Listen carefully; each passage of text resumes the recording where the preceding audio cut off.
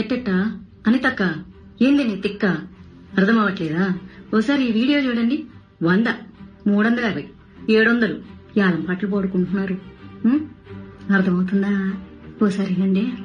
ఒకేలా కావాలనుకోండి ఎన్ని రోజులు మైక్ పెడతారో చూసుకుని దానికి ఒక 100 రూపీస్. హైట్ ని బట్టి height above 3 feet to 6 feet అనుకోండి, దానికి ఏంటంటే ఈకో ఫ్రెండ్లీ 350 రూపీస్.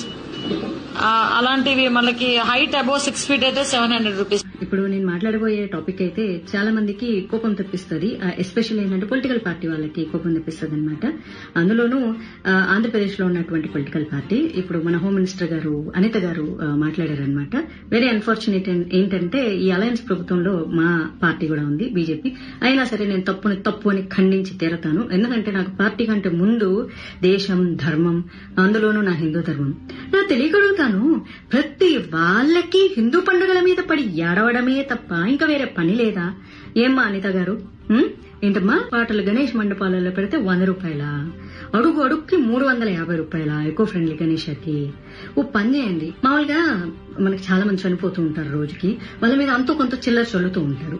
సో మీరు చెప్పండి, ఇది కొంచెం చిల్లర కాదు, ఇట్లా ఇంత 1 కిలోమీటర్కి అయితే 100 రూపాయలు చల్లండి, ఇట్లా 2-3 కిలోమీటర్లు అయితే 350 రూపాయలు చల్లండి, మేము ఏరుకుంటాం, వచ్చి మా స్టాఫ్ ని పంపిస్తామని పెట్టండి. చాలా బాగుంటుంది. మనకి ఏదన్నా కష్టం వస్తే భగవంతుడు చూసుకుంటాడంట. ఆ భగవంతుడికే ఈ రోజు కష్టం పెడుతున్నారు మీరు. ఏం ప్రతి ఒక్కరికి హిందూ పండుగలు వస్తే చాలు, అసలు మీకు ఎందుకు ఇంత కడుపు మంటాం? అసలు మాకు నిజంగా అర్థం కాదు.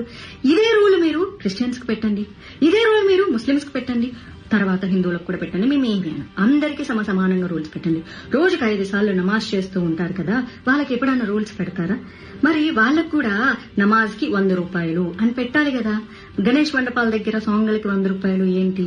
లేకపోతే క్రిస్టియన్స్ అర్ధరాత్రులు కూడా పెడుతూ ఉంటారు కదా. నేను ఎవరిని కించపరచట్లేదు, ఇక్కడ గుర్తు పెట్టుకోవాలి. పొలో మనం తిట్టడానికి రెడీ అయిపోతుంటారులే గానీ, ఆయన భగవంతుడికి బోల్డని కష్టాలు వచ్చాయంట, బోడి మాధవిలత కష్టాలు వస్తే ఏంటి, మీరు తిడితే ఏంటి, నాకేం? మరి వాళ్ళకు సేమ్ రూల్స్ అప్లై చేసి మాకు కూడా సేమ్ రూల్స్ అప్లై చేయండి. మేము వేస్తాం, చిల్లర వేస్తాం.